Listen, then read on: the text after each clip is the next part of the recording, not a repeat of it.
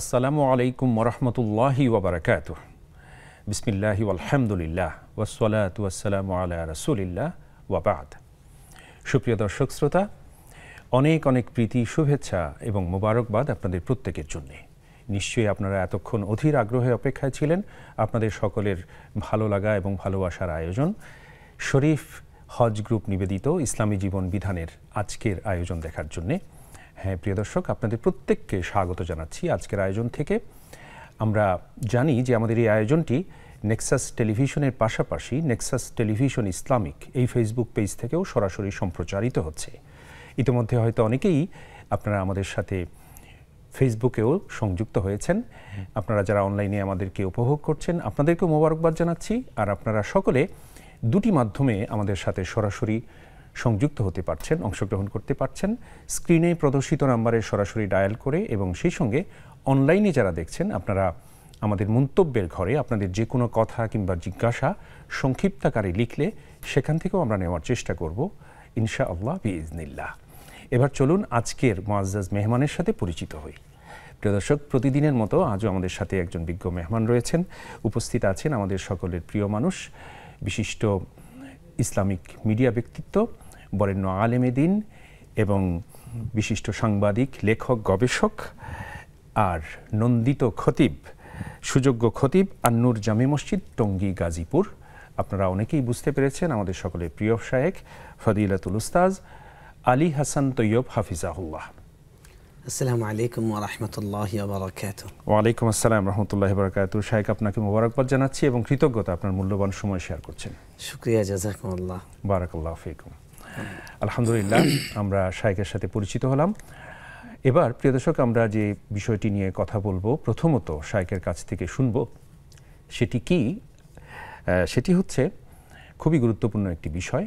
আমরা জানি যে আল্লাহ রাব্বুল আলামিন আমাদেরকে আশরাফুল মাখলুকাত করে সৃষ্টি করেছেন এবং আমাদের শ্রেষ্ঠত্ব কিসে নিহিত আল্লাহ রাব্বুল ইজ্জা ওয়াল জালাল সেটি ঘোষণা করেছেন। কুনতুম খায়রা উম্মাহ উখরিজাত লিন-নাস, তোমরাই সর্বোত্তম জাতি, মানব জাতির কল্যাণের জন্য তোমাদের অভ্যুদয়। তার মানে আমাদের শ্রেষ্ঠত্ব নিহিত রয়েছে মানুষের কল্যাণে কাজ করার মধ্যে। আর এই মানুষের কল্যাণে কাজ করার জন্যে যে সকল পথ, পদ্ধতি, পন্থা, মাধ্যম, উপলক্ষ, উপকরণ রয়েছে তার মধ্যে অন্যতম একটি বিষয় হচ্ছে, অন্যতম একটি মাধ্যম হচ্ছে, অন্যতম একটি মেকানিজম হচ্ছে, সেটি হচ্ছে ওয়াকফ। আজকে আমরা ওয়াকফ নিয়ে কথা শুনবো শায়েখের কাছ থেকে। যদিও বিষয়টি অনেকটা ব্যাপক, অনেক কথা আছে সেখানে, কিন্তু ছোট্ট পরিসরে আমরা কিছুটা হলেও জানার চেষ্টা করব ওয়াকফ কি এবং কেন। শায়েখের কাছে যাই। শায়েখ, আমরা জানি কবি বলেছেন যে সকলের তরে সকলে আমরা, প্রত্যেকে মোরা পরের তরে, এবং আল্লাহ রাব্বুল আলামিনের ঘোষণাও তাই। ওয়াকফ কি এবং কেন আপনার কাছ থেকে আমরা আজকে একটু জানবো। ধন্যবাদ, জাযাকুমুল্লাহ। আলহামদুলিল্লাহ ওয়াসসালাতু ওয়াসসালামু আলা রাসূলিল্লাহ। আপনি ভূমিকাটা খুব চমৎকার করেই দিয়েছেন যে আমরা এসেছি আমাদের অভ্যুদয় মানব কল্যাণের জন্য, মানবের মঙ্গল সাধনের জন্য। দেখুন, ইসলাম এটার জন্য বিভিন্ন পন্থা রেখেছে। আল্লাহ কোরআনে বলেছেন, ওয়া মা তুকদ্দিমু লিআনফুসিকুম মিন খাইরিন তাজিদুহু ইনদাল্লাহ ওয়া খায়রান ওয়া আ'যাম আজরা। তোমরা মঙ্গলকর যা কিছুই নিজেদের জন্য অগ্রে প্রেরণ করবে, তার মানে তোমরা আমার কাছে আসার আগে দুনিয়াতে, এখানে আসার পরেও পাবে, এরকম যা কিছুই তোমরা করে আসবে সেটা অবশ্যই আমার কাছে এসে তোমরা সেটা বুঝে পাবে।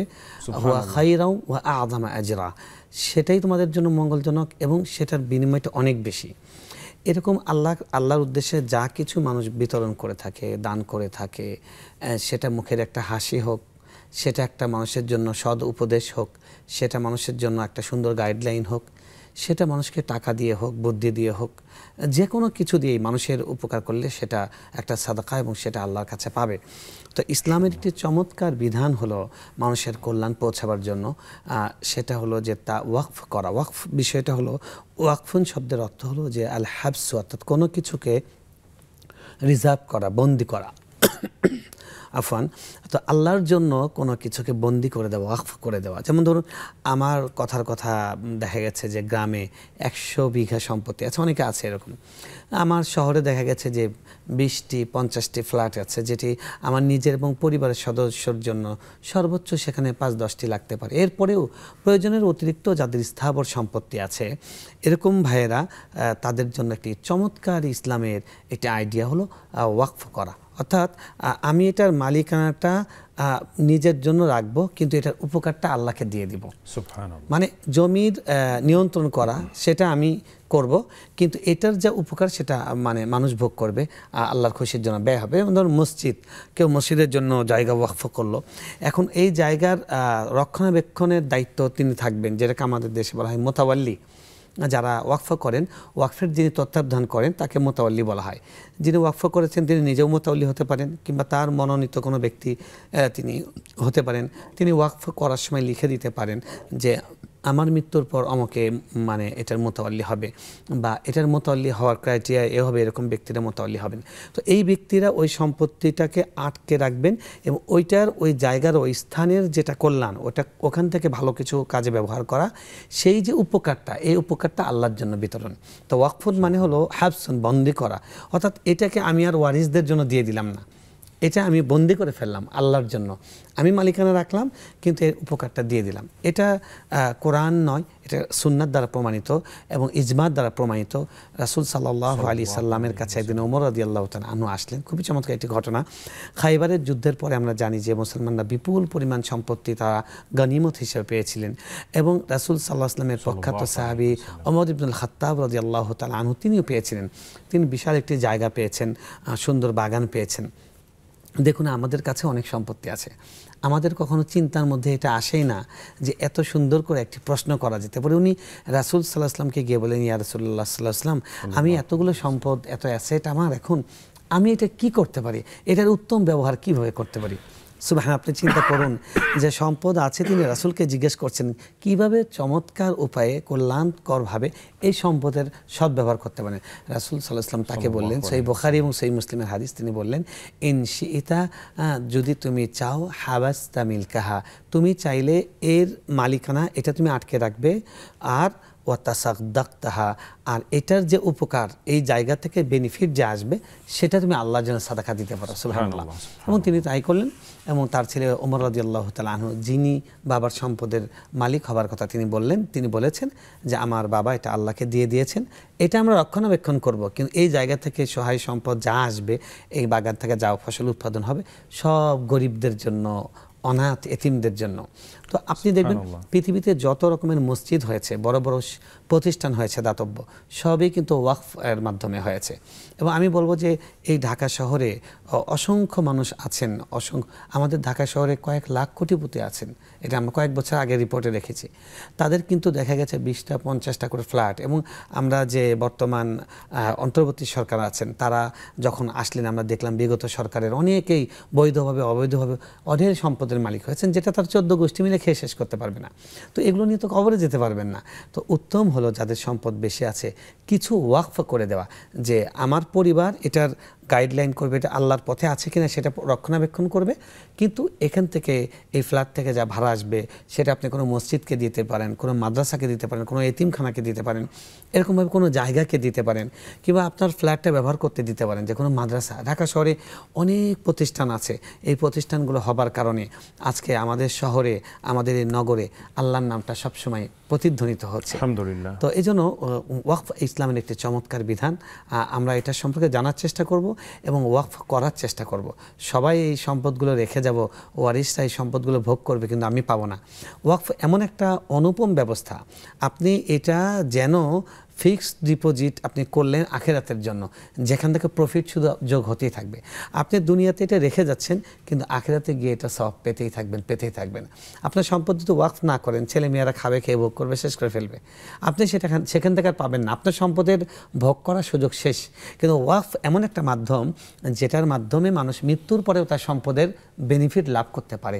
এটার মাধ্যমে উনি কবরে শুয়ে শুয়ে সাপ পেতে থাকবেন, আল্লাহ এটার মাধ্যমে দিতে থাকবে। আমরা দেখেছি একটা ভাইরাল নিউজ যে ওসমান ইবনে আফফান রাদিয়াল্লাহু তাআলা আনহুর একটি বাগান, সেটা মদিনায়, সেটা তিনি ওয়াকফ করেছিলেন এবং সেখানে সৌদি সরকার একটা বিশাল হোটেল করে দিয়েছে, বহুতল ভবন, এবং পুরাটা ওখান থেকে যা ভাড়া আসে পুরাটা জনকল্যাণে ব্যয় করা হয়। উনি এখনো পর্যন্ত 1450 বছর পরেও সওয়াব পাচ্ছেন, কিয়ামত পর্যন্ত পাবেন। সুবহানাল্লাহ। সুতরাং আমরা এগুলো কিন্তু অনুসরণ করতে পারি।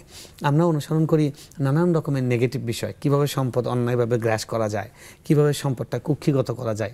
আমরা এগুলোও যেন একটু অনুসরণ করি যে আমার সম্পদটা আমি দুনিয়া থেকে চলে যাবার পরে আমার কাজে আসবে এই মাধ্যমে। সুবহানাল্লাহ, আমাদেরকে আল্লাহ তৌফিক দান করুন।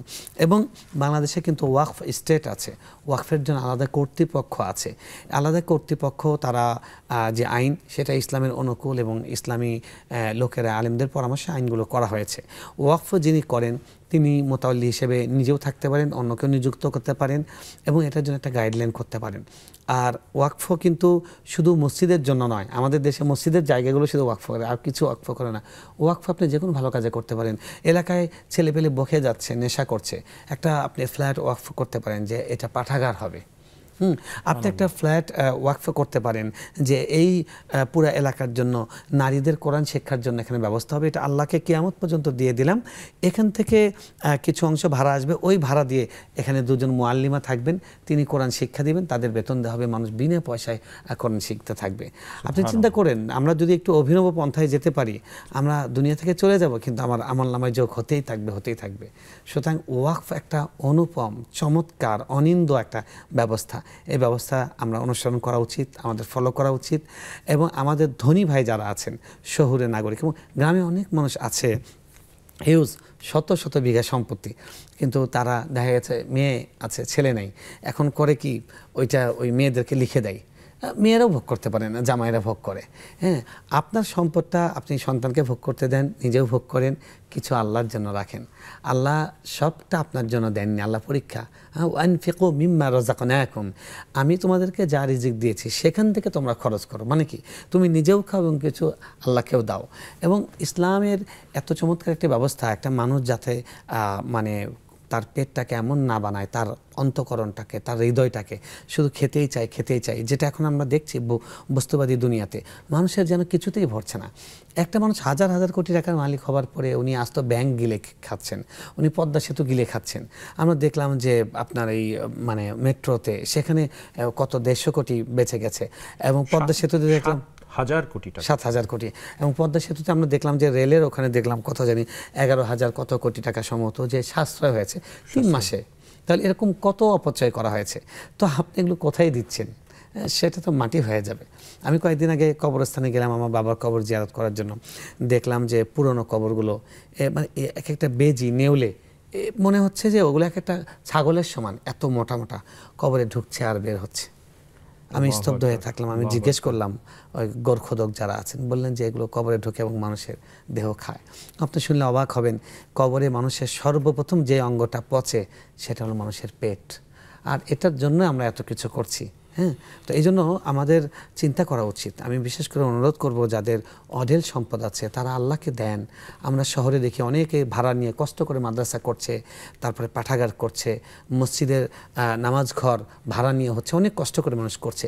সেই জায়গায় আপনি যদি দিতে পারেন তাহলে আপনার আখিরাতের জন্য চমৎকার একটা আপনি অ্যাকাউন্ট খুলে গেলেন, যেখান থেকে প্রফিট যোগ হতেই থাকবে। ইনশাআল্লাহ। অনেক শুকরিয়া শেখ, জাযাকুমুল্লাহ খায়ের। আল্লাহ তাআলা আমাদের প্রত্যেককে তৌফিক এনায়েত করুন। আমিন। এই অনুপম এবং অনিন্দ আপনি যে ভাষাগুলো ব্যবহার করেছেন, এই ব্যবস্থাপনার সাথে সম্পৃক্ত হতে, এটাকে আপন করে নিতে আল্লাহুম্মা আমিন। শেখ, আমাদের সাথে দর্শক রয়েছেন। আসসালামু আলাইকুম ওয়া রাহমাতুল্লাহ। দর্শক, কথা বলুন। ওয়ালাইকুম আসসালাম। হুজুর, আপনারা ভালো আছেন? আলহামদুলিল্লাহ মুহতারমা, আমরা শুনতে পাচ্ছি, আপনি বলুন। আচ্ছা, আমার 3টা প্রশ্ন হুজুর। আমার প্রথম প্রশ্ন হলো, হ্যাঁ, আমার বাবা মারা গেছেন, অনেক বছর হয়েছে, কিন্তু আমার বাবা বেঁচে থাকতে হ্যাঁ নামাজের পরে এই মুনাজাতটা করতো, রাব্বানা আতিনা ফিদ দুনিয়া হাসানাতাও ওয়া ফিল আখিরাতি হাসানাতাও ওয়া কিনা আযাবান্নার। ওকিনা আযাবান্নার মউত, ওকিনা আযাবান্নার কবর, ওকিনা আযাবান্নার হাসর, ওকিনা আযাবান মিজান, ওকিনা আযাবান্নার সুলসারাত, ওকিনা আযাবান্নার কিয়ামাত। এই দোয়াটা আমি পড়ি, এই মুনাজাতটা, এটা কি আমার ঠিক আছে নাকি? আচ্ছা, বুঝতে পেরেছি। দ্বিতীয় প্রশ্ন। আচ্ছা, আর দ্বিতীয় প্রশ্নটা হলো হুজুর, আমার স্বামী মারা গেছে, কয়েক বছর হয়ে গেছে, কিন্তু তার সাথে আমি তো অনেক চলাফেরা করছি, কত ভুল চুকিয়ে করতে পারে, কিন্তু উনি স্ট্রোক করে হঠাৎ মারা গেছেন। আমি ওনার থেকে কোনো মাছ কিছুই খেয়ে নিতে পারি না।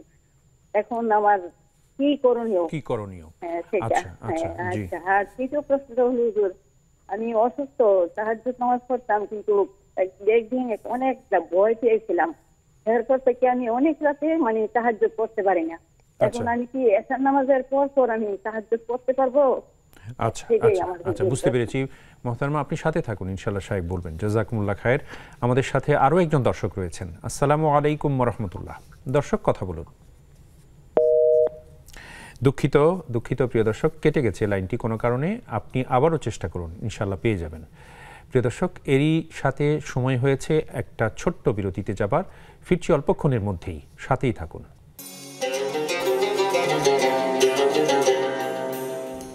সুপ্রিয় দর্শক, বিরতির পর আপনাদের প্রত্যেককে আরও একবার স্বাগত জানাচ্ছি নেক্সাস টেলিভিশনের প্রাত্যহিক নিবেদন শরীফ হজ গ্রুপ নিবেদিত ইসলামী জীবন বিধানের আজকের এই মোবারক আয়োজনে। আমাদের সাথে রয়েছেন ফজিলাতুল উস্তাজ শেখ আলী হাসান তৈয়ব হাফিজাহুল্লাহ। শেখ, আপনাকে আবারও মোবারকবাদ জানাচ্ছি। আমাদের হাতে প্রশ্ন এসছে, আপনি অনুমতি দিলে প্রশ্ন উত্তরে যাব ইনশাআল্লাহ। আমাদের প্রথম বোন যিনি জানতে চেয়েছেন 3টি প্রশ্ন। প্রথম প্রশ্ন, ওনার আব্বা ইন্তেকাল করেছেন অনেক আগে, তো ওনার আব্বা একটা আমল করতেন, প্রতি ফরজ নামাজের পরে রব্বানা আতিনা ফিদ দুনিয়া হাসানা থেকে নিয়ে আরও অনেক এক্সটেনশন, অনেক দোয়া করেছেন, তো তিনিও অনুরূপভাবে করছেন। এটি কি সুন্নাহ দ্বারা প্রমাণিত কিনা? দেখুন, প্রথম কথা হলো কোরআনের আয়াত যতটুকু, সেটা হলো রব্বানা আতিনা ফিদ দুনিয়া হাসানা ওয়া ফিল আখিরাতি হাসানা ওয়া কিনা আযাবান নার। আগে অর্থটা বুঝি। প্রথম অর্থ হলো যে আল্লাহ আপনি আমাদেরকে দুনিয়াতেও হাসানা দান করেন এবং আখিরাতেও হাসানা দান করেন। হাসানা মানে হলো কল্যাণ, সরল অর্থে। আচ্ছা, এরপরের অংশটা হলো ওয়াকিনা আযাবান নার, আপনি জাহান্নামের আগুন থেকে আমাদেরকে মুক্তি দান করেন। তো এই মুক্তি দান করেন জাহান্নামের আগুন থেকে, আরও অনেক কিছু থেকে আমাদের মুক্তি দরকার। কবরের আযাব থেকে মুক্তি দরকার, পুলসিরাত এটাও একটা পরীক্ষার জায়গা, এখান থেকে মুক্তি দরকার। এই অর্থে মুক্তির কথা অনেকে যোগ করেন, কোনো সমস্যা নেই। দোয়াটা একদম ফিক্সড বাক্যে হতে হবে এরকম না, কোনো সমস্যা নেই। অর্থগত দিক থেকে কোনো সমস্যা নেই এবং শরীয়তগত দিক থেকেও সমস্যা নেই। তবে ব্যাকরণগত দিক থেকে একটু হাস্যকর ব্যাপার আছে, সেটা হলো এই যে এটা হলো আরবি দোয়া, আর পুলসিরাত এই শব্দটা হলো এটা একটা উর্দু শব্দ বা ফার্সি শব্দ। প আরবিতে নেই, আরবিতে ফ আছে। এখন আমি অনেক ইমাম সাহেবকেও দেখেছি যারা আরবি আসলে অত ভালো করে চিন্তা করেন না। ওয়াকিনা আযাবাল পুলসিরাত, তো পুলসিরাত তো ফার্সি শব্দ, এটা তো আরবিতে হয় না। আরবিতে হলো সিরাত। সিরাত ওই সিরাতে মুস্তাকিম, যেমন সিরাত মানে রাস্তা, ওই যেটা পুলসিরাত হবে এটাকে আরবিতে সিরাত বলে। তো যদি দোয়া করেন তখন যদি আরবিতেই বলেন তাহলে বলবেন যে ওয়াকিনা আযাবাস সিরাত, এটা বললেই হবে আর কি। এটা একটু ব্যাকরণের দিক থেকে হাস্যকর। এই দোয়া পড়তে কোনো সমস্যা নেই। আপনার বাবা পড়তেন, আল্লাহ আপনার বাবাকে এরকম সবগুলো বিপদ থেকে মুক্তি দান করেন, আমাদেরকেও দান করেন। আল্লাহুম্মা আমিন, আল্লাহুম্মা আমিন। ওনার দ্বিতীয় প্রশ্ন ছিল, ওনার স্বামীও ইন্তেকাল করেছেন, ইন্না লিল্লাহ, তো উনি স্ট্রোক করে ইন্তেকাল করেছিলেন। তো স্বাভাবিকভাবে কি করতে পারেন? সংসার জীবনে হয়তো অনেক সময় স্বাভাবিক একটু অভিমান রাগ হয়েছে, তো এই জন্য তিনি অনুতপ্ত। তার স্বামীর জন্য তিনি যে ভালোবাসা প্রদর্শন করছেন আলহামদুলিল্লাহ, তো এখন কি করতে পারেন তার জন্য তিনি? আসলে আপনাকে সাধুবাদ জানাই, আল্লাহ আপনাকে নেককার স্ত্রী হিসেবে কবুল করেন। আপনি স্বামীর জন্য আপনার যে ফিলিংস, এটা আপনার স্বামীর জন্য একটা ভালো পাওয়া, অনেক বড় পাওয়া। আপনি একজন ভালো মনের মানুষ, সেটাও একটা প্রমাণ। দেখুন, একসঙ্গে থাকতে গেলে বলে যে দুটো হাড়ি যদি একসাথে থাকে একটু টুকটাক আওয়াজ হবেই। তো একসঙ্গে ঘরকন্যা একসাথে জীবনযাপন করলে মানুষ তো এক একজনের চরিত্র, নেচার এবং প্রকৃতি, বৈশিষ্ট্য, রুচি আল্লাহ ভিন্ন রকম করেছেন, কিছু মনোমালিন্য হতেই পারে। তো যেটা করণীয় আমাদের সব সময়ের জন্য, সেটা হলো একে অপরকে ঘুমানোর সময় ক্ষমা করে দেওয়া এবং সবসময় এই কথাটা মাথায় রাখা যে আমি আজকে মারা যেতে পারি, কিংবা ওই লোকটা মারা যেতে পারেন যাকে আমি আজকে কষ্ট দিচ্ছি। এটা শুধু স্বামী স্ত্রী না, সব সম্পর্কের ক্ষেত্রে আমাদের মনে রাখা দরকার। সাহাবীরা এটা মনে করতেন, এই জন্য ওনারা পৃথিবীর শ্রেষ্ঠ প্রজন্ম ছিলেন। আমরা সেটা মনেই করি না। আমাদের আমরা ওই যে মোটিভেশনাল স্পিকাররা বলে যে অমুকে যদি এই করে তাহলে মনে রাখবেন, কোনোদিন ক্ষমা করবেন না। মনে রেখে কী লাভ? আপনি তো কষ্ট পাবেন, বরং ভুলে যান। এটাই হলো আপনার জন্য শান্তির, প্রশান্তির। তো একজন সাহাবীর কথা আমরা জানি, বিখ্যাত ঘটনা। রাসূল সাল্লাল্লাহু আলাইহি ওয়াসাল্লাম বললেন, তোমরা যদি কেউ জান্নাতি লোককে দেখতে চাও তাহলে এখন একটা লোক এসে বসবে, তাকে দেখো। সুবহানাল্লাহ। সাহাবায়ে কেরাম অবাক হয়ে গেলেন, আল্লাহর নবী বলছেন যে সাহাবী জান্নাতি, এখনো তিনি জীবিত, কত বড় সৌভাগ্য। কে তিনি? সবাই অবাক হয়ে দেখলেন একজন আননোন পার্সন, সেরকম কোনো বিখ্যাত সাহাবী নন। তো সবার ভিতর একটা কানাঘোষা চলছিল। পরের দিন একই ঘটনা, আবার পরের দিন একই ঘটনা, 3 বার একই ঘটনা। সাহাবায়ে কেরামের তো বিস্ময়ে যে কি এমন মহান কাজ তিনি করেছেন, অথচ তিনি বড় কোন সাহাবী নন। তখন একজন সাহাবী তার পিছু পিছু গেলেন এবং তাকে বললেন যে আমি আপনার বাসায় এক রাত থাকতে চাই, মেহমান হতে চাই। থাকলেন, থাকার পরের দিন যখন আসছিলেন তখন বলছেন না তেমন কিছু না। বলে ভাই কি তেমন কিছু না? বলে আমি আসলে ঘটনা হলো আল্লাহ নবী সাল্লাল্লাহু আলাইহি ওয়াসাল্লাম বলেছেন যে 3 দিন পর পর বলেছেন যে জান্নাতি লোক যদি তুমি কাউকে দেখতে চাও তাহলে আমার এই সাহাবীকে দেখো। সুবহানাল্লাহ, আপনি চিন্তা করেন কি সৌভাগ্য। আহা, একটা মানুষের জীবনে এর চেয়ে পাওয়া কি হতে পারে যে মানে আল্লাহর নবী বলছেন যে এই লোকটা জান্নাতি, অথচ তিনি দুনিয়াতে বিচরণ করছেন। কি জীবন!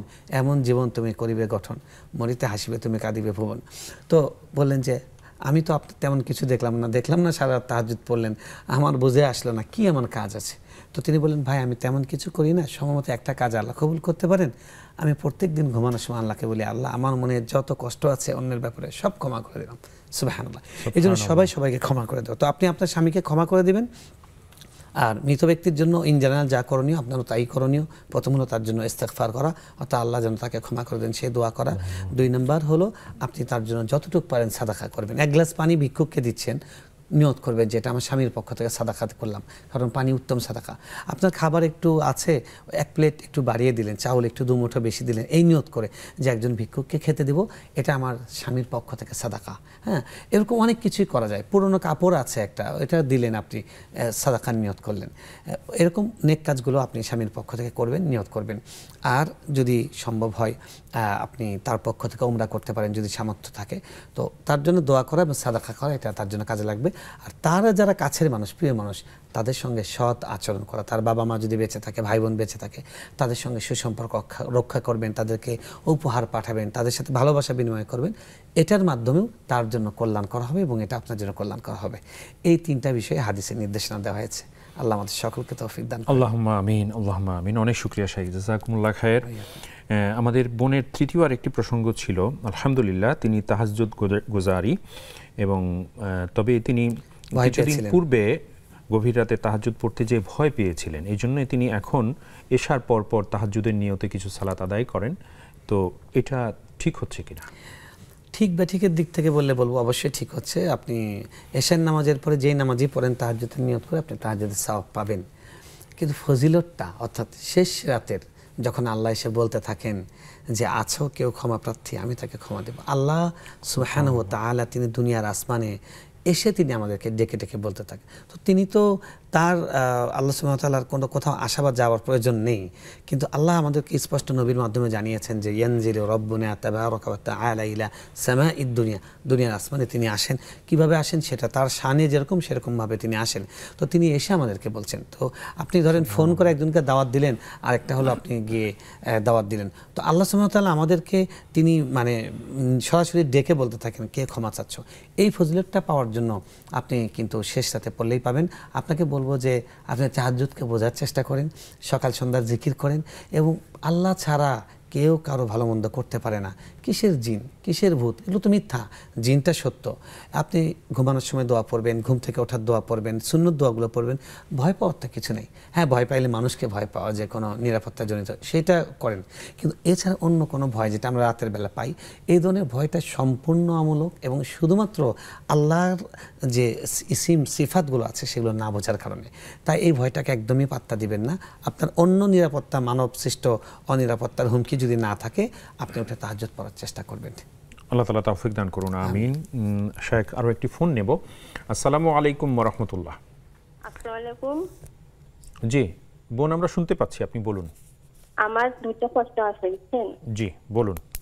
আমি ফজর নামাজের সময় 20 বার লা ইলাহা ইল্লাল্লাহ পড়ি, আর সুবহানাল্লাহি ওয়া বিহামদিহি সুবহানাল্লাহিল আযীম 20 বার পড়ি। আমি একসাথে পড়তে পারি না, আমার একটা সমস্যা আছে, কাজ আছে, তো ওই জন্য 20 বার 5 ওয়াক্ত নামাজে 100 বার পূরণ করি। এটা কি আমার সঠিক হচ্ছে? আচ্ছা, আর কোন প্রশ্ন?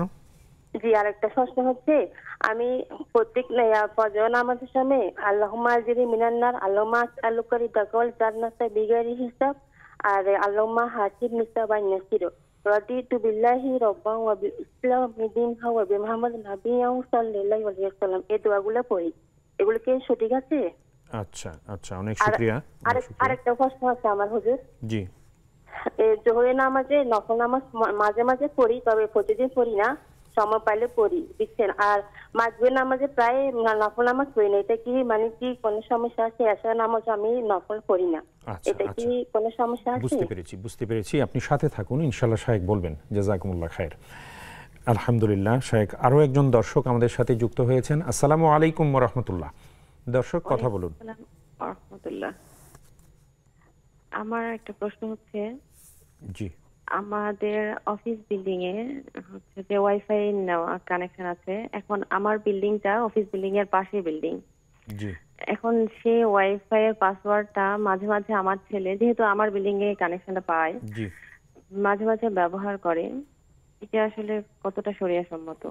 আচ্ছা, মানে যেহেতু এটা অফিসিয়াল কাজের জন্যই নেয়া, আর আমার ছেলে মাঝে মাঝে সেটা পড়ালেখার সাহায্য পাওয়ার জন্য আর কি এটা ব্যবহার করে। আচ্ছা, বুঝতে পেরেছি। আর কোনো প্রশ্ন? অনেক শুকরিয়া বোন, আপনি সাথে থাকুন, ইনশাআল্লাহ শায়েখ জানাবেন। জাযাকুমুল্লাহ খায়ের। দর্শক, আরও একটি ছোট্ট বিরতিতে যাচ্ছি। আপনারা দেখছেন শরীফ হজ গ্রুপ নিবেদিত ইসলামী জীবন বিধান, সাথেই থাকুন।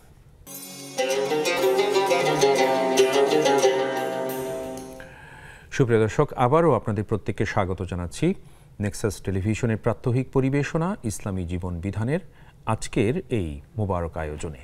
নিবেদক শরীফ হজ গ্রুপ। আমরা আবারও শায়েখকে মোবারকবাদ এবং কৃতজ্ঞতা জানাচ্ছি। আলহামদুলিল্লাহ, শায়েখ অনেকগুলো প্রশ্ন আছে। অনলাইন থেকে একটি প্রশ্ন নিচ্ছি। নাজনীন ফারিন উনি লিখেছেন, পুরুষেরা যে হ্যান্ডশেক করে তারপর বুকে হাত রাখেন, নারীরাও কি নারীদের সাথে হ্যান্ডশেক করবেন এবং পুরুষদের মতো করে এরকম বুকে হাত রাখবেন?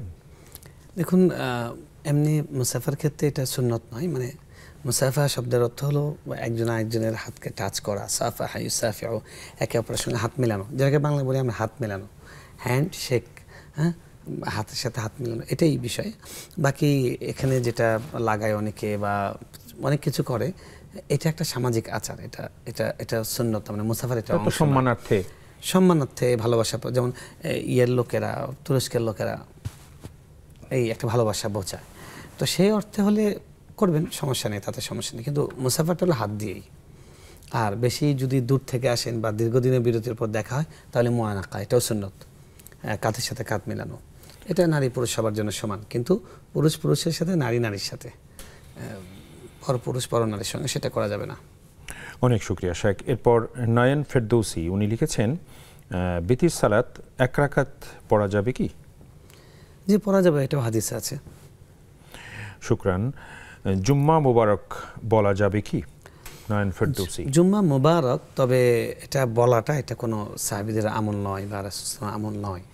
জুমার দিনের জন্য আলাদা করে অভিবাদন জানানো একটা সুন্নত নয়। যেমন ঈদের ক্ষেত্রে একটা মুস্তাহাব হলো অভিবাদন জানানো, ঈদুকুম মুবারক, ঈদ সাঈদ। তো জুমাটা এরকম নয়। অনেকে জুমার দিনকে সাপ্তাহিক ঈদ হিসেবে এটা বলছেন না, এটা রাসূল সাল্লাল্লাহু আলাইহি ওয়াসাল্লাম আমাদেরকে সাপ্তাহিক ঈদ হিসেবে দিয়েছেন, এইটুকুই আমাদের। এটা আলাদা ঈদের কোনো নামাজ দেননি, তাই এটার জন্য আলাদা জুমা মুবারক, হ্যাপি জুমা এই ধরনের একটা বহুল প্রচলিত মানে জুমার দিনের গ্রিটিংস হিসেবে দেখতে পাই। এটা অনেকেই মানে ভালো অর্থে নিচ্ছেন যে জুমার দিনটা মনে করিয়ে দেওয়ার দামি দিন, কিন্তু এটা মনে রাখতে হবে বিদাত ভালো কাজ দিয়ে বিদাত হয়। এই জন্য আমাদের সচেতন থাকা উচিত, এটা নয়। বরং আমরা একে অপরকে মনে করে দিতে পারি, আজকে জুমার দিন আসুন দরুদ পড়ি, আমরা আমল মনে করিয়ে দিই, কিন্তু জুমা মুবারক বলার কিছু নেই। আল্লাহর দিন সবই মুবারক। অনেক শুকরিয়া শায়েখ, জাযাকুমুল্লাহ খায়ের। এরপর ফোনে আমাদের এক বোন কিছু প্রসঙ্গ এনেছেন, যদিও কাছাকাছি। উনি কিছু দোয়ার কথা বলেছেন, কিছু দোয়ার কথা বলেছেন। লা ইলাহা ইল্লাল্লাহ সুবহানাল্লাহি ওয়া বিহামদিহি সুবহানাল্লাহিল আযীম, তারপরে আল্লাহুম্মা আজিরনি মিনান নার, তারপরে আরো কিছু তিনি, আমি বলছি সংক্ষেপে, তার একই রকম তো উত্তর, এর জন্য বলে দিচ্ছি। তিনি কয়েকটা দোয়া বলেছেন, এগুলো এই কয়বার। দেখুন, যেগুলো নফলের ক্ষেত্রে কোনো লিমিট নেই। আপনি দোয়া 20 বার পড়েন, 50 বার পড়েন, 100 বার পড়েন, কোনো সমস্যা নেই। আরেকটা বলেছেন যে নফল নামাজ কখনো ব্যস্ততার কারণে পড়তে পারেন না, তাতে সমস্যা হবে কিনা। বিশেষ করে জোহর এবং মাগরিব, সেটা নফল থাকতো না। সমস্যা যদি হতো মানে না পড়লে গুনাহ হবে এরকম হলে তো সেটা ওয়াজিব হয়ে যেত। নফল মানেই হলো অতিরিক্ত মানে হলো আমার মন চাইলে আমি খাবো, আমি মন চাইলে খাবো না, আমি মন চাইলে পড়বো, মন চাইলে পড়বো না। এই জন্য নফল মিস হলে কোনো সমস্যা নেই। অনেক শুকরিয়া শেখ, জাযাকুমুল্লাহ খায়ের। এরপর আমাদের আরেক বোন একটি প্রশ্ন করেছেন, সেটি হলো ওনার অফিস, ওনার বাসার পাশের বিল্ডিংয়ে অফিস, এবং অফিসে ওয়াইফাইয়ের যে পাসওয়ার্ডটা সেটা বাসার লোকজনও জানেন, ওনার ছেলেও জানেন। তো ছেলে বাসায় থাকা অবস্থায় সেই অফিসের ওয়াইফাই ইউজ করেন, এটি কি নৈতিকভাবে সিদ্ধ হচ্ছে কিনা, শরিয়া কি বলছে? এটা নৈতিকভাবে সিদ্ধ নয়, কারণ হলো শরীয়তের মূলনীতি হলো লা ইয়াহিল্লু মালু ইমরিইন মুসলিমিন ইল্লা বিতিবি নাফসি। কোনো মানুষের সম্পদ অন্যের জন্য বৈধ হওয়ার একটাই উপায় যে উনি সন্তুষ্ট, যে আমার চাটা উনি খাক, আমার সম্পদটা উনি ভোগ করুক, আমার অমুক জিনিসটা তিনিও ব্যবহার করুক, এটা তার পক্ষ থেকে সম্মতি থাকা, এটাই বৈধতার একমাত্র উপায়। এখন একটা মানুষ পাসওয়ার্ড দিচ্ছে মানে কিন্তু উনি একটা নিরাপত্তা বলয় তৈরি করেছেন, তালা দিয়েছেন যে বাইরের লোক যেন এটা না পায়। পাসওয়ার্ড দেওয়ার অর্থ কি? পাসওয়ার্ড দেওয়ার অর্থ মানে এটাকে বন্দি করা, রেস্ট্রিক্টেড। হ্যাঁ, রেস্ট্রিকশন।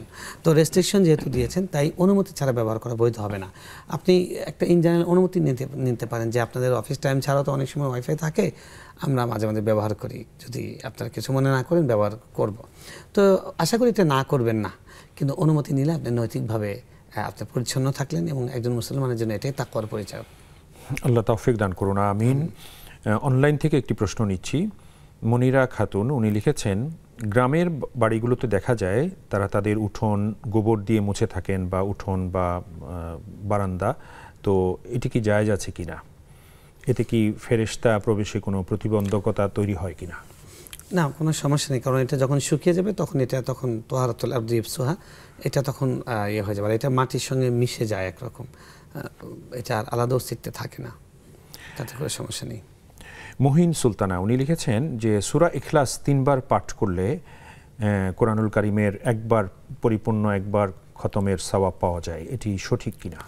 আসলে হাদিস আছে, বলা হয়েছে যে সূরা ইখলাস কুল হুয়াল্লাহ এটা হলো কোরআনের 1/3 সমান, এটা বলা হয়েছে। তার মানে এটার ফজিলত, এটার সওয়াবটা এত ওজনদার যে পুরা কোরআনটার 1/3 পড়লে যেরকম সওয়াব হয়, সেরকম একটা সওয়াব একবার কুল হুয়াল্লাহ পড়লে হয়। তো সুতরাং এখান থেকে কেউ যদি 10 বার পড়ে, তাহলে কোরআনের 1/3 10 বার পড়েছে, তো 3 বার পড়লে সেটা পূর্ণ হয়ে যাবে। এটা এখান থেকে মিলিয়ে বলা হয়, কিন্তু এটা আলাদাভাবে বলা হয়নি যে 3 বার কুল হুয়াল্লাহ পড়লে 1 খতমের সময়, এটা কিন্তু হাদিসে বলা হয়নি। বলা হয়েছে 3 ভাগের 1 ভাগের সমান। তো আমরা আশা করব যে আল্লাহ তাআলা কোরআন খতম করলে যেরকম সওয়াব দেন, 3 বার কুল হুয়াল্লাহ পড়লেও এরকম সওয়াব দিবেন, কিন্তু এটা বিকল্প নয়। অর্থাৎ কোরআন খতম না করে 3 বার কুল হুয়াল্লাহ পড়া, এটা কোনোভাবেই সেটা বোঝায় না, এটা বিকল্প নয়। তাই 3 কুল কোরআন খতমের বিকল্প নয়। 3 কুল এর মধ্যে কুল একবার পড়লে 3 ভাগের 1 ভাগ পরিমাণ সওয়াব পাওয়া যায় ইনশাআল্লাহ। এইটুকু আমাদের মাথায় রাখা উচিত। অনেক শুকরিয়া শেখ, আশা করি আমরা বুঝতে পেরেছি, বোন আপনিও বিষয়টি বুঝতে পেরেছেন, জাযাকুমুল্লাহ খায়ের শেখ। আরও একজন দর্শক আমাদের সাথে রয়েছেন। আসসালামু আলাইকুম ওয়া রাহমাতুল্লাহ। দর্শক, কথা বলুন। হ্যালো, ওই যে আমি সের উপরে ফোন করেছি সুদের উপরে।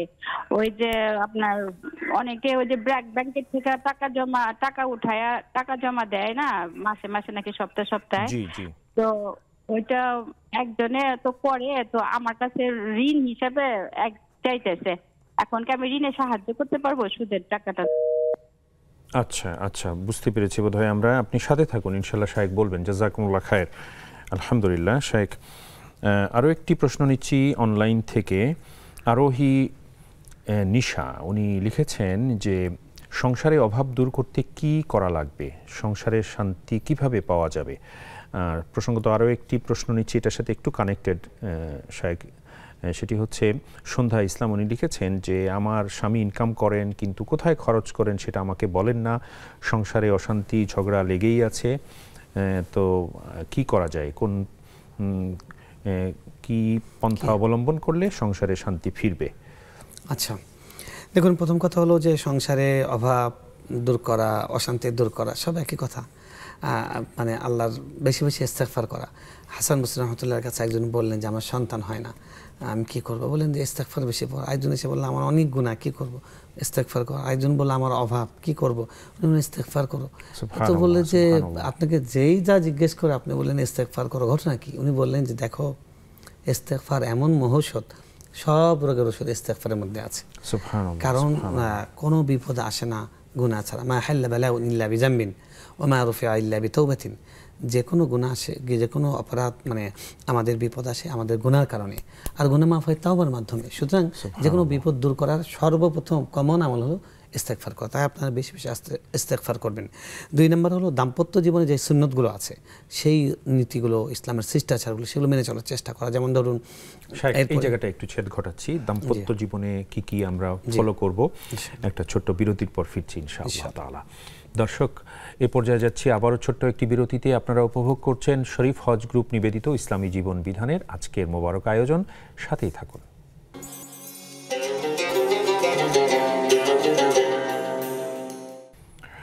আবারও সুপ্রিয় দর্শক, আপনাদের প্রত্যেককে স্বাগত জানাচ্ছি নেক্সাস টেলিভিশনের প্রাত্যহিক নিবেদন ইসলামী জীবন বিধানের আজকের এই সুন্দর আয়োজনে। নিবেদক শরীফ হজ গ্রুপ। আমরা আবারও শায়েখকে মোবারকবাদ জানাচ্ছি। শায়েখ, আমরা অনুষ্ঠানের শেষ ধাপে পৌঁছে গেছি, হাতে বেশ কিছু প্রশ্ন আছে, আমরা চেষ্টা করব যতটুকু সম্ভব আপনার কাছ থেকে উত্তর নেওয়ার।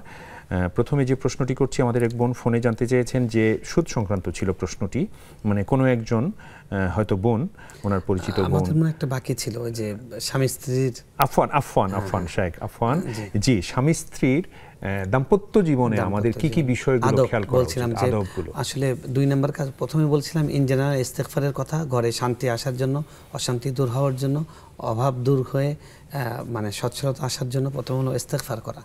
2 নম্বর হলো স্বামী স্ত্রীর বিধান যেগুলো শরীয়তের বিধিবিধান আছে সেগুলো মান্য করা, এবং পরিবারের মধ্যে যে সুন্নত আছে ঘরোয়া সুন্নত, যেমন প্রবেশ করার সময় সালাম দিয়ে প্রবেশ করা, বের হওয়ার সময় বিসমিল্লাহি তাওয়াক্কালতু আলাল্লাহ বলা, এবং বিসমিল্লাহ বলে খাবার খাওয়া, ওযু ইস্তেনজার যে আদবগুলো আছে সুন্নতগুলো, এগুলো করলে সব ধরনের অনিষ্ট থেকে বাঁচা যায়। এবং সকাল সন্ধ্যার যে দোয়াগুলো আছে সেগুলো করা। আর রিজিক আসে নামাজের মাধ্যমে, ইস্তেগফারের মতো নামাজের মাধ্যমে আল্লাহ রিজিক বৃদ্ধি করেন, জিকিরের মাধ্যমে রিজিক আসে, এগুলো জিকির করা, এবং পারলে কিছু কিছু দান করা, কিছু কিছু দান করলে সেটার মাধ্যমে রিজিক আসে। আর রাসূল সাল্লাল্লাহু আলাইহি ওয়াসাল্লাম বলেছেন, যখন কারো রিজিক সংকট হয়, মনে হচ্ছে যে রিজিক টেনে ধরা হচ্ছে পেছন থেকে, তাহলে সেই জন্য ইস্তেগফার বেশি করে, এবং অভাবের সময় একটু একটু দান করলে দেখা যায় যে ওই সংকটটা দূর হয়ে গেছে। তো এই কাজগুলো করলে ইনশাআল্লাহ অভাব দূর হবে। আর তিনি এর পরে যে প্রশ্নটা করেছেন, যে প্রশ্ন থেকেই বোঝা যাচ্ছে যে ওনাদের অশান্তি এবং কারণ একটা হলো ওনারা নিজেরাই, যেমন উনি বলছেন, এটা আরেকজন বোনের প্রশ্ন আমি অ্যাড করেছি, আরেকজন বোনের, যেহেতু অশান্তি শান্তি এগুলো ছিল। আচ্ছা, জি, আমাদের আরেক বোন সাদিয়া সন্ধ্যা ইসলাম। আচ্ছা, তো উনি বলছিলেন যে স্বামীর সাথে, মানে স্বামী ওনার টাকা খরচ করেন কোথায় তাকে বলেন না, এবং তিনি জানেন, তিনি যেটি অ্যাড করেছেন সেটি হলো যে তিনি অনেক ফাহেসা কাজে এবং অনর্থক কাজে অর্থ ব্যয় করেন। কি করলে তাকে সেই পথ থেকে ফেরানো যাবে? তাহলে তো খুবই ভালো। দেখুন, একটা হলো যে স্বামী কোথায় খরচ করছেন এটা জানতে চাওয়া, খবরদারি করার জন্য। আরেকটা হলো যে তিনি ন্যায় অন্যায়ের পথে আছেন কিনা, এটার ক্ষেত্রে আমি তো তার সহযাত্রী, আমরা একসঙ্গে জান্নাতে যেতে চাই, সেই সেন্স থেকে পরামর্শক হিসাবে, শুভাকাঙ্ক্ষী হিসেবে বলা, সেটাতে কোনো সমস্যা নেই, সেটা করা উচিত প্রত্যেকটা স্ত্রীর। কিন্তু আরেকটা আছে খবরদারি, এটাও কিন্তু আমাদের সমাজে এখন বড় একটা সমস্যা। মানে স্ত্রী সব কিছুর মধ্যে যে না আয় করে তাকে জমা দিতে হবে, এবং তার কাছ থেকে অনেক পুরুষ আছে এরকম বলে যে ভাড়া ছাড়া আর কোনো টাকা আজকে দেয়নি। আমার সহকর্মীদেরকে পেয়েছি যে ভাড়া ছাড়া কোনো টাকা আপনার ভাবি দেয়নি, তার মানে না ওটাও তো মাসের শুরুতে ওনার কাছে জমা দিয়ে দেই। তো এটাও তো আসলে অশান্তির কারণ হয়। বরং নিজেরা পরামর্শ করে সুন্দর করে চলা, এবং স্বামীর স্বাধীনতা যতটুকু তিনি আয় ব্যয়ের বৈধভাবে সেটা তিনি যেন ভোগ করতে পারেন, আপনার যতটুকু প্রাপ্য সেটা আপনি বুঝে নিতে পারেন, দাবি করতে পারেন, সমস্যা নেই। আর তিনি যদি বিপথে যাচ্ছেন বলে মনে হয়, যেমনটি আপনি ইঙ্গিত করেছেন, ফাহিশা কাজে ব্যয় করেন, নাজায়েজ কাজে ব্যয় করেন, তাহলে তো অবশ্যই তাকে আপনার শুভকামনা থেকে আপনার বাধা দেওয়া উচিত, চেষ্টা করা উচিত। এটা আপনি দাওয়াতি ভাষায় করবেন, সফটলি করবেন, বুঝিয়ে করবেন। তাকে তখন বলবেন যখন তিনি ভালো মুডে আছেন, মানে তিনি ফুরফুরে মুডে আছেন, এই সময় বলবেন যে তুমি এই যে খরচটা কিন্তু না করলেও পারতে, এটা কিন্তু করা উচিত হয়নি, আমাদের কিন্তু আল্লাহর কাছে হিসাব দিতে হবে কোথায় ব্যয় করেছি এই ব্যাপারেও। এভাবে যদি আপনি বলেন, আশা করি সেটা তিনি অ্যাকসেপ্ট করবেন ভালোবাসার সাথে। অনেক শুকরিয়া শাইখ, জাযাকুমুল্লাহ খায়ের। এরপর শাইখ যে প্রশ্নটি অবতারণা করেছিলাম, আমাদের এক বোন সুদ সংক্রান্ত একটি প্রশ্ন করেছিলেন যে ওনার পরিচিত কেউ একজন ব্রাক থেকে সুদ মানে লোন নিয়েছেন, সেই লোনের টাকা, কিস্তির টাকা পরিশোধ করার জন্য ওনার কাছ থেকে লোন নিচ্ছেন বা উনি দিয়েছেন, এটা কি সঠিক হচ্ছে কিনা? তার জন্য মূল কথা হলো যে নেওয়া হোক দেওয়া হোক, এটা মাথায় রাখতে হবে যে যেটা নিশ্চিত রূপে সুদি কারবার, ওইটার কোনো পর্বে নিজেকে জড়ানো যাবে না। রাসূল সাল্লাল্লাহু আলাইহি ওয়াসাল্লাম অভিশাপ দিয়েছেন যে যারা লেখে সুদের ক্ষেত্রে, যারা সাক্ষী থাকে, সবার উপরে রাসূল সাল্লাল্লাহু আলাইহি ওয়াসাল্লাম অভিশাপ দিয়েছেন। তার মানে কি লিখেছেন, আমাকে বলছে যে ভাই একটু লিখে দেন তো, এটা তো একটা নিরীহ কাজ, কিন্তু এটাকেও রাসূল সাল্লাল্লাহু আলাইহি ওয়াসাল্লাম লানত করেছেন। তার মানে সুদটা এত ঘৃণিত অপরাধ যে এটার কোনোভাবেই নিজেকে অ্যাটাচ রাখা যাবে না, কোনোভাবেই এটার সঙ্গে এটার সংস্পর্শে যাওয়া যাবে না। তো আপনি যেই জিনিসটার নাম বলেছেন, যে ব্যাংকের নাম বলেছেন, এটা তো স্পষ্ট সুদী, তো এটার সঙ্গে ইনভলভ হওয়ার কোনো সুযোগ নেই। মানে সুদী ব্যাংকের কিস্তি দেওয়ার জন্য কেউ আপনার কাছ থেকে টাকা নিচ্ছেন, সেখানে দিলে আপনিও গুনার ভাগীদার হবেন, কিংবা কোনো পর্বে এটাকে সাহায্য করার সুযোগ নেই, ইসলাম দেয়নি। আপনি বরং তাকে নিষেধ করবেন যে তাড়াতাড়ি করে পুরো টাকাটা দিয়ে বের হয়ে আসেন, আর এরকম কাজ যেন কখনো না করে। আল্লাহ তৌফিক দান করুন, আমিন আমিন। শেখ, এরপর অনলাইন থেকে একটি প্রশ্ন নিচ্ছি। ফাহমিদা সুলতানা, উনি লিখেছেন যে মানুষ আমার সাথে বারবার বিশ্বাস ভঙ্গ করেছে, তাই এখন আর কাউকে বিশ্বাস করতে ইচ্ছে করে না, মন চায় না। আমার এই অবস্থায় কি করণীয়? দেখুন, প্রথম কথা হলো যে এই জন্যই কোরআন হাদিসে বারবার বলা হয়েছে যে ভালোবাসা এক নম্বর, পৃথিবীর সব কিছুর উপরে আল্লাহর ভালোবাসা যেন বেশি থাকে। দোয়া এরকম করতেন রাসূল সাল্লাল্লাহু আলাইহি ওয়াসাল্লাম, আল্লাহুম্মা জাআল হুব্বাকা আহাব্বুল আশিয়া ইনদি। আল্লাহ, আমার কাছে পৃথিবীতে যত প্রিয় জিনিস আছে, সব প্রিয়র চেয়ে যেন আপনার ভালোবাসাটা আমার হৃদয়ে বেশি থাকে। আর এটাই সত্য, আল্লাহ ছাড়া পৃথিবীতে কেউ স্বার্থহীনভাবে ভালোবাসে না।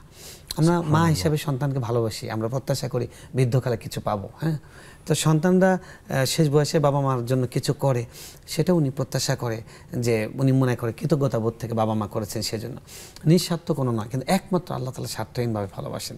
তো এটা মানে আঘাত আমরা এই জন্য পাই, আমরা মানুষের কাছে প্রত্যাশা করি। তো আপনি যদি সম্পূর্ণ মানুষের কাছ থেকে প্রত্যাশা গুটিয়ে নেন, আল্লাহ কোরআনে বলেছেন সূরা ইনসানের মধ্যে, ইন্নামা নুতঈমুকুম লিওয়াজহিল্লাহ, আল্লাহর জন্য খাওয়াই, শুকরিয়াও চাই না, কৃতজ্ঞতাও চাই না, উপকারও চাই না, এটার বিনিময়ও চাই না। তো আমরা যদি প্রত্যেকটা মানুষের সাথে মিশিয়ে বিনিময়হীনভাবে মানুষের কল্যাণ করি, বিনিময়হীনভাবে, তাহলে কখনো আমরা আশাহত হব না, কষ্ট হবে না। আপনার যে আশাহত হচ্ছেন, তার মানে আপনি আশা করেছেন। আল্লাহ ছাড়া অন্য কারো কাছে আশা করাই যাবে না, আর করলেই ধাক্কা খাবে, এটা নিশ্চিত। এটা আল্লাহর দয়া আমাদের উপরে, কারণ আল্লাহ সবসময় যেন বুঝিয়ে দেন তোমাকে আমি ভালোবাসি, তুমি আমাকে ছাড়া আর কার পেছনে দৌড়াচ্ছ, এটা আল্লাহ সবসময় বুঝিয়ে দেন। বিশেষ করে যারা ঈমানদার, তারা যদি আল্লাহ ছাড়া কাউকে ভালোবাসতে যায়, আল্লাহ এমন আঘাত দেন, আল্লাহ আমাদেরকে ভালোবাসেন বলি আল্লাহ আমাদেরকে তার কাছ থেকে কেড়ে নেন, যে আমার কাছে আবার ফিরায়। আল্লাহ পৃথিবীতে সবচেয়ে বেশি ভালোবাসতেন তার নবীকে। এই লোকটাকে, এই মহান মানুষটাকে দুনিয়াতে আসার আগে তার বাবা চলে গেছেন, আসলেন মা চলে গেছেন, দাদার কাছে গেছেন দাদা চলে গেছেন, চাচার কাছে গেছেন চাচা চলে গেছেন, স্ত্রী ওনাকে ভালোবেসেছেন, আগলে রেখেছেন, স্ত্রীকে নিয়েছেন, সন্তান দিয়েছেন, সন্তানদেরকে, মৃত্যুর আগ পর্যন্ত উনি একটা দিন স্থির হতে পারেননি। কারণ আল্লাহ চেয়েছিলেন ভালো শুধু আল্লাহকে বাসবেন। এই জন্য আল্লাহকে যারা যত বেশি ভালোবাসে, আল্লাহ তাদেরকে তত পরীক্ষা করেন, তত অন্যের দ্বারা আঘাত দেন। প্রিয় বোনকে বলবো, আঘাত পাবেন না, আপনি বরং এখান থেকে এটা নেবেন, আল্লাহ চাচ্ছেন শুধু আপনি তাকেই ভালোবাসেন, তাহলে মনের কষ্ট দূর হয়ে যাবে ইনশাআল্লাহ। অনেক শুকরিয়া শেখ, জাযাকুমুল্লাহ খায়ের। আজকের আয়োজন থেকে আবারও আপনাকে অশেষ মোবারকবাদ এবং কৃতজ্ঞতা। আপনাকেও অনেক শুকরিয়া। শুকরান, জাযাকুমুল্লাহ খায়ের। আলহামদুলিল্লাহ। প্রিয় দর্শক, আজকে আমরা এখানেই ইতি টানছি, সময় আমাদেরকে আর পারমিট করছে না। আগামীকালকের অনুষ্ঠান দেখার সাদর আমন্ত্রণ রইল। আর আজকে শাইখের মাধ্যমে আমরা যা যা শুনলাম, জানলাম, প্রত্যেকটা বিষয়ে যেন আমলে নিতে পারি, সেই তৌফিক মহান রবের দরবারে প্রত্যাশা করে আপনাদেরকে আবারও ধন্যবাদ এবং কৃতজ্ঞতা জানিয়ে আল্লাহ হাফেজ, ওয়াসসালামু আলাইকুম ওয়া রাহমাতুল্লাহি ওয়া বারাকাতুহু।